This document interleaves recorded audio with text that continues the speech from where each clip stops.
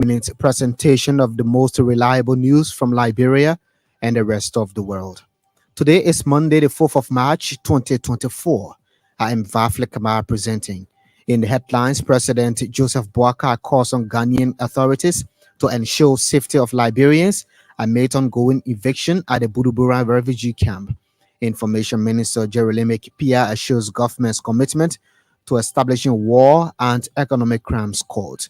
18-year-old man faces court trial for raping a 14-year-old girl in Riverside County. And away from home, Ghana's finance ministry warns that controversial LGBT bill could cost the country billions of dollars in World Bank funding. These and many more stories, including sports, the weather reports, are coming up. First, Emmanuel Colley and the news bulletin. President Joseph Boakai has called on the government of Ghana to ensure the safety of Liberians at the Buduburan refugee camp. The president has received reports about ongoing demolition of the former Liberian refugee camp, affecting hundreds of citizens. President Boakai wants the Ghanaian authorities intervene to ensure Liberians living on the camp are safe, protected, and treated humanly. The president has since expressed empathy with the affected Liberians, urging them to remain calm as the situation is fully assessed and an amicable solution in sight. Meanwhile, the executive mansion said the Liberian leader will receive guidance on the matter from the Minister of Foreign Affairs and line ministries as to the next steps to be taken. Information Minister Jerry Pia says President Joseph Boakai is still committed to the establishment of the War and Economic Crimes Court in Liberia.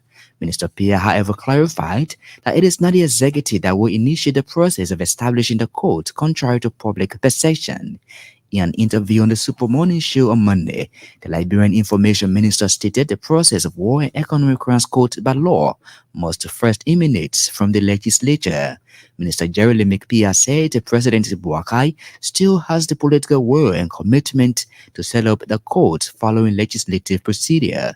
According to him, until the right process is followed, government's attention and priorities remain as addressing the day-to-day issues affecting citizens across Liberia.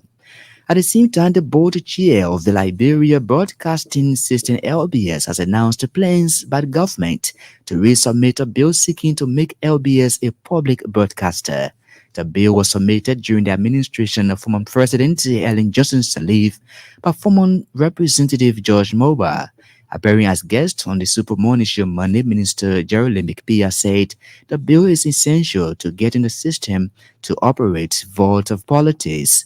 Without a legislation to make it a public broadcaster, Minister Pia said LBS will always be drawn into intense politics and sometimes used as political machinery against opposition. He promised to lead the charge with the endorsement of President Boakai to resubmit a bill in the near future. Nima County District 3 Representative Nyekege has hailed Foreign Minister Sarah Besloyanti for setting up a special committee to review recent placement of foreign service officers. Representative Gay said the move is key to ensuring that foreign service officers meet the standards and procedures set forth in the service manual. He wants foreign service officers vetted based on competence, qualifications, and integrity. The Special Committee on Placement of Foreign Service Officers comprises seasoned diplomats and representatives from relevant agencies. Police in Riverside County have filed to court an 18-year-old man for reportedly raping a 14-year-old girl in the county. According to our correspondent, the suspect was arrested for a complaint filed by family members over the incident. Medical report has shown that the victim was tampered with. Meanwhile, family members of the victim are calling for speedy investigation into the matter. Commerce Ministry Inspectorate team in Riverview County has destroyed several expired goods in the county. The goods include medical drugs, syringes, sardines, toothpaste, and milk, among others. According to our correspondent, the Commerce Inspectorate team carried out the raid over the weekend. The head of the Commerce Ministry local office in Riverview County, Rachel Bestment, warned against owners and business owners against the sale of expired goods. Madam Bestman said the sale of expired goods violates the ministry's regulations on quality control and poses threats to the health and safety of the citizens. Major road rehabilitation is currently ongoing along the Vanjaman Monrovia Highway. A correspondent said the initiative is being undertaken by a resident of Louva County, Harris Kennedy. Mr. Kennedy told ELBC the move is to buttress government's effort in enhancing the free movement of people and goods and services along the route. Mr. Kennedy was also calling on residents of Louva County to join efforts in making the county better.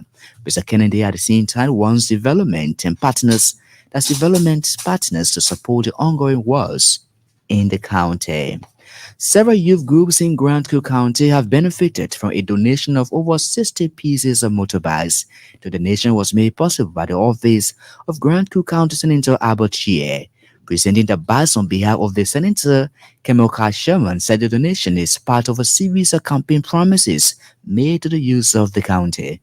Mr. Sherman noted the lawmakers' gesture is geared at empowering young people to make them productive and independent. Meanwhile, the beneficiaries have lauded Senator Chie for the donation and promised to use the motorbikes properly for their own economic growth while at the same time providing service to their respective communities.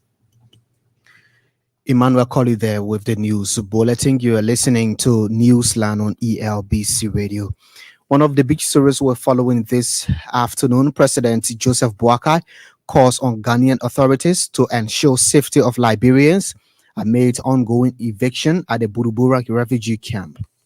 Well, discussions surrounding the establishment of a war and economic crimes court in Liberia always linger, especially when the new government comes to power. So it is with the administration of President Joseph Boakai in just over a month in office. Information Minister Jeremy Pia has responded to questions about whether President Boakai is still committed to establish the War and Economic Crimes Court. There's a process. In an interview on the Super Morning Show Monday, Minister Pia explains the process leading to the setting up of the court, which, according to him, must emanate from the legislature. There's a process to lead to that war crime aspect of the stuff. Our legislature should pass on to it.